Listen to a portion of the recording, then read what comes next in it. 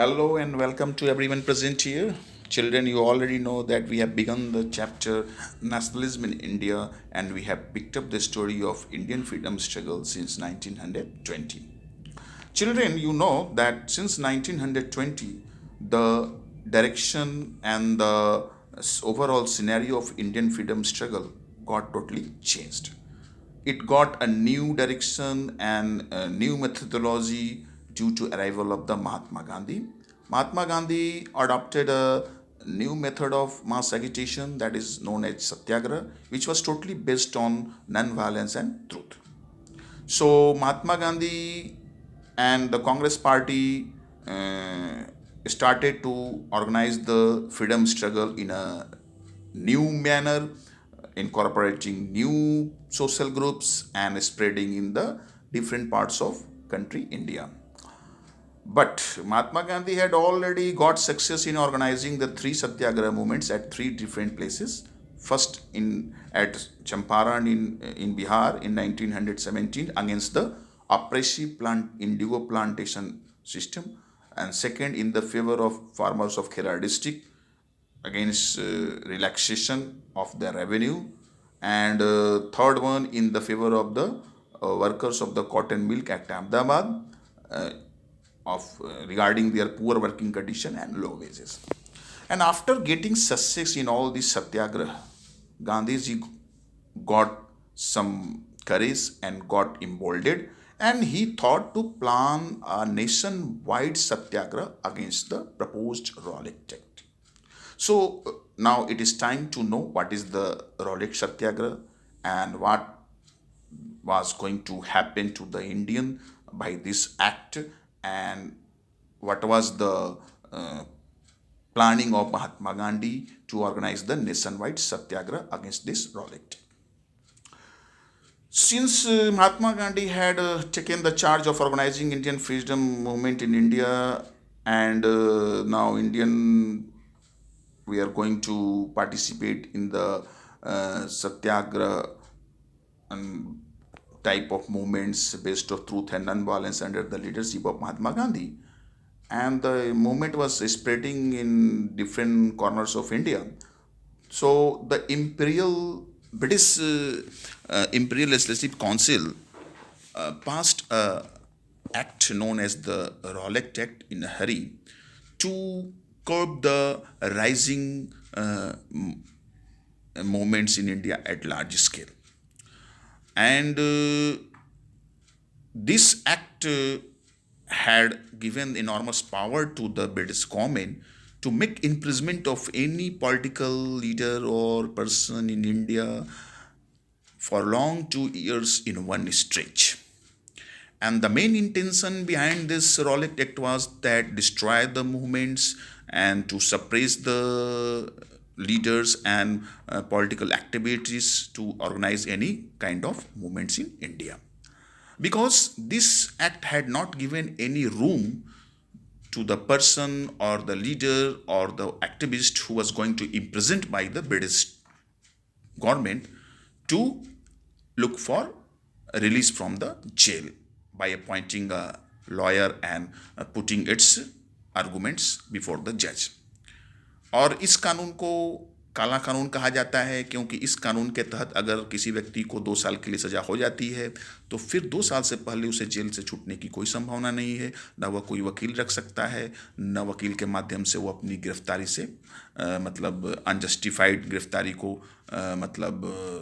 जज के सामने प्रस्तुत होके अपनी बात को सही ढंग से प्रस्तुत करके न्याय ले सकता है. इसमें न्याय लेने की कोई गुंजाइश नहीं थी. 2 साल तक उसे जेल में रहना ही था.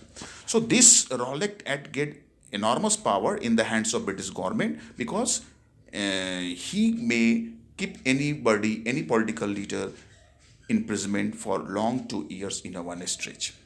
And the main intention was to destroy and stop the rising national movements, which was taking a new momentum.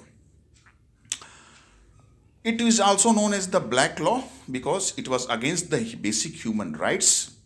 Because it is the human rights. If anybody is going to be imprisoned and kept into the being kept into the jail, he should have some power to put his arguments before the judge, that whatever the whatever the charges has been imposed against him to keeping imprisonment, it is wrong and he may get bail. But this act had not such a provision, and it was solely intention was to keep the political activist under the bar and keep the Indian national movements at a standstill position, and no big and large scale movement may be organized.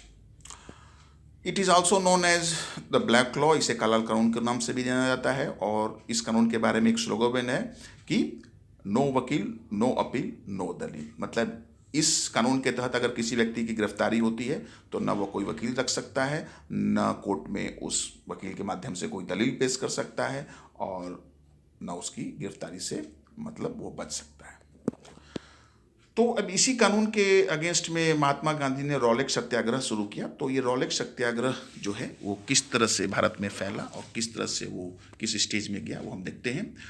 Gandhi ji had planned to organize a non-violence satyagrah movement against this proposed Rowlatt Act, and it was going to be start with a hartal on 6th April. So rallies were organized in various cities, and shops were closed down. The workers in railway workshop went on the strike. So the government got fearful that even the telegraph and communication system may be disrupted.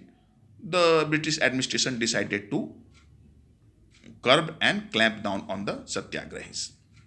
Mahatma Gandhi was even dared to enter in Delhi, and there was a police firing on 10th of April in Amritsar.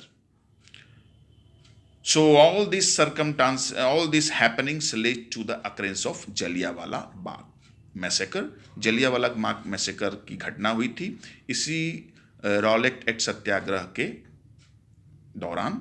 और अब हम लोग next topic में ये देखते हैं कि what is Jallianwala massacre and how did this very heinous act was done by the Britishers on Indians. So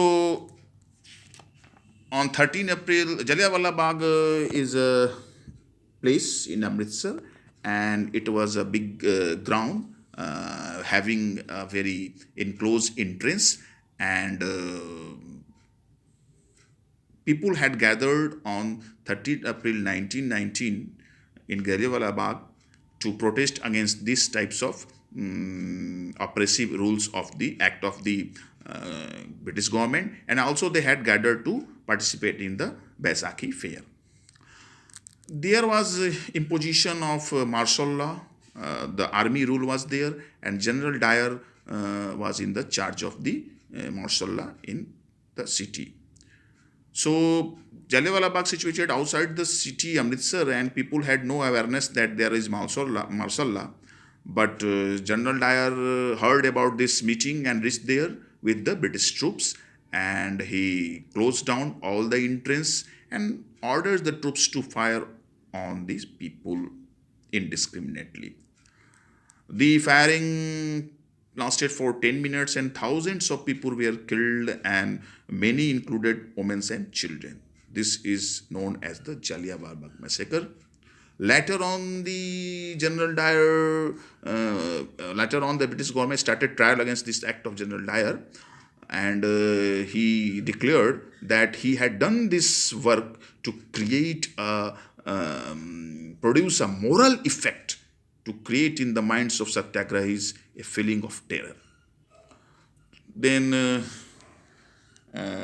this act was a very heinous act, and afterwards this Jallianwala massacre, the people came down on the streets, and there was mass agitation, strikes and clashes.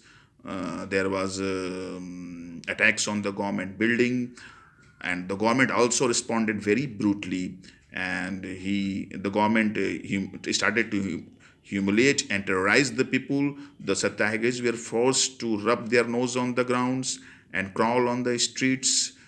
So this was some afterwards action of the British government against the Satyagrahi after occurrence of the Jallianwala Bagh. So, seeing the spreading of violence, Mahatma Gandhi called up this Satyagraha movement. So, all this is all about the Rowlatt Act and Rowlatt Satyagraha and Jallianwala Bagh massacre. Okay.